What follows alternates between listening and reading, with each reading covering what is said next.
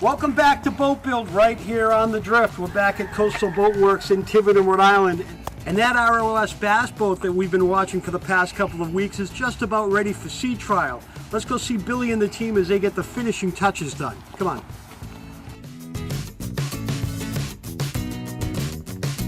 This is Boat Build. Hey guys. John, how you doing? There's a lot of positive viewer response on this boat. A lot of people talking about it. They love the design. Great. Almost ready for sea trial. Tell me about it. What do we have? Give me the amenities. Well, right now we just finished up the engine. That's really what the sea trial is about. It's a used engine. It's a 2012 Yamaha 150. So we're going to take her out, make sure the engine's up to par. We got the proper RPMs, proper prop to match. And we're going to check out his electronics package. Basically everything else we checked out here already. We've got his water working. Windlass, all of his DC bow panels. thrusters all set. And this one's got a bow thruster. Small Yes. boat for a bow thruster, or is it a decent size? It's a 4-inch. Should be more than sufficient to get the bow to whip around when you need to. Okay.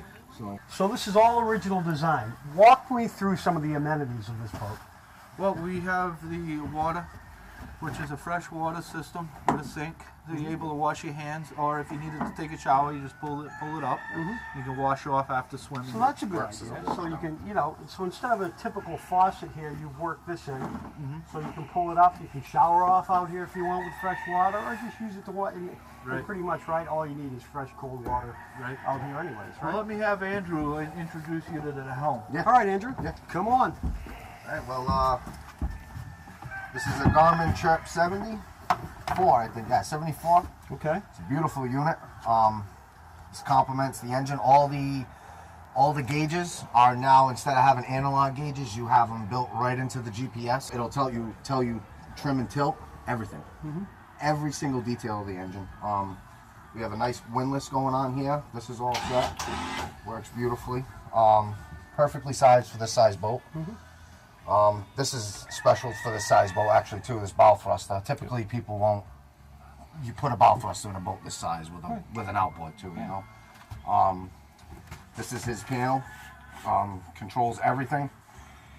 So that's straightforward. Yeah. All you need, typical down east design, right? Nothing fancy. Nope. Just give me what I need. No, and we didn't forget the radio either. No, I'm glad the boss radio. stood up. He was looking way too comfortable here. So Well, it is comfortable. tell me about this curved seating arrangement here. Well, I like this. We This is wanted cool. the captain of the boat to be able to drive, and then maybe, have his friends, woman or girl, sit right here and be able to talk and be comfortable. So this swivels.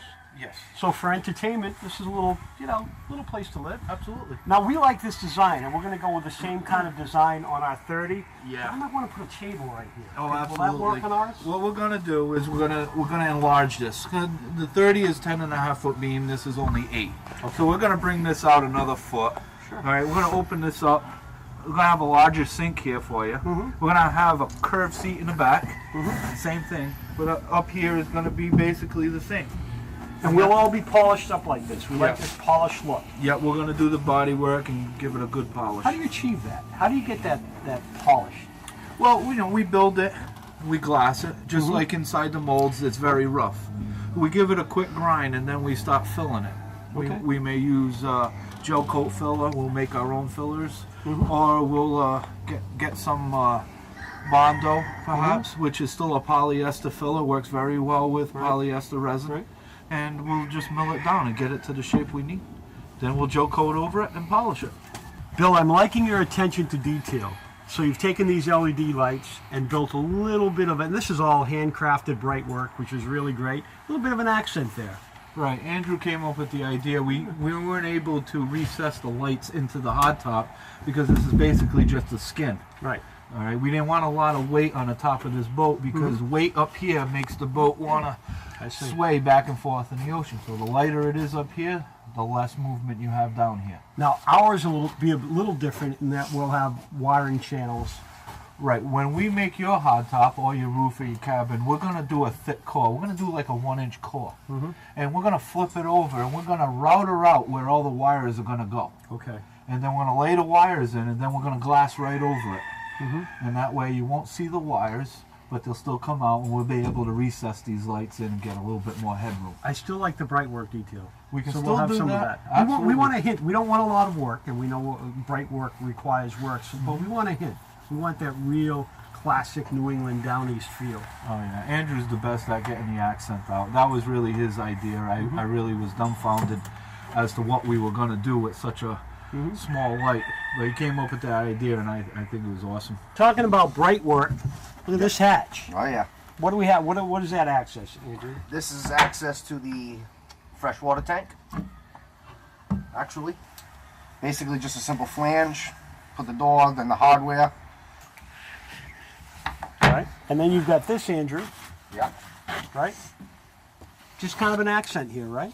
Yeah. It serves its purpose too, so gives you a little something more, you know, for your whole leg to sit up against if you want. So if you're Yeah. fishing, Yeah. you're doing this, that works that way. Stick your leg under So it. this is the kind of thing, Bill, you get when you deal with a custom boat builder. You get these, this isn't designed, this isn't being stamped out, this isn't built in numbers. All these little accents are built as you go. Yeah, we try to accommodate the customer's wants. Everybody wants a 50-footer and a 24, so we're trying to get everything in, but still maintain foot space, you know, for the kids. Maybe, you know, be able to jump out of the boat and whatnot. But this really is a down east fishing boat.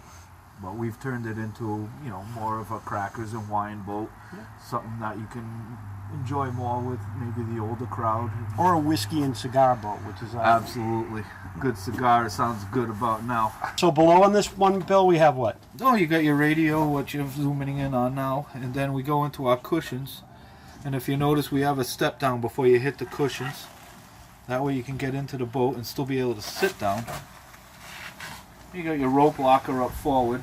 And this box here is a little cover for the head. Yes, it is. We don't like the head to be seen, so we'll put a cover over that. That's about it. Very simple. And then you pull that little section out, and you could, you know, it's just a place to you could, I mean, you could, look, you could sleep in this, right? Oh, you could sleep a absolutely. couple in this one. Yeah, I mean, I would go with two. Yeah. 2 people. I think 2 people, maybe a child. You've got some nice bright work here as well. Yes. So then, you got a hatch here, all custom. Yes. Very custom. Bill, I love the RGR name on that. That is so classic down east New England. Yeah, definitely. The custom has a lot of class. Yeah. Definitely. So tell me about the hull on the ROS. This design you've been doing for a while, obviously, for years, Right. for that matter. Yep. Let's walk through this hull design and what makes it unique. Well, this is the only hull design we have for the 24. And what this is basically the water enters in, and then it's flared out, and it's a tube. So what happens is it gives the boat some lift. Right, you can really see that from here. It's Right. just It just tubes flares it out. right out. I see. But it's carried quite a bit farther, and that way, as you plane and the bow pitches up, it's still doing the same thing. It's picking the boat up. This boat's designed to carry a lot of weight and be stable at the same time. Right. So with this hull design, we're able to achieve that. Now, our design is a little bit different than this. It's a little bit different. It's a little bit more buoyant in the front, and a little bit more of a V in the back, which I can show you. If you want to head inside, I can show you what we're up to, and maybe give you a little bit of a GIF on the trunk of the cabin, which we're working on also. And, you know what? I've got some photos. I know.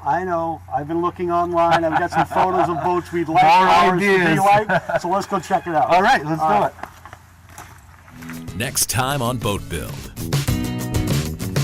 And last 2 here, and that should be it.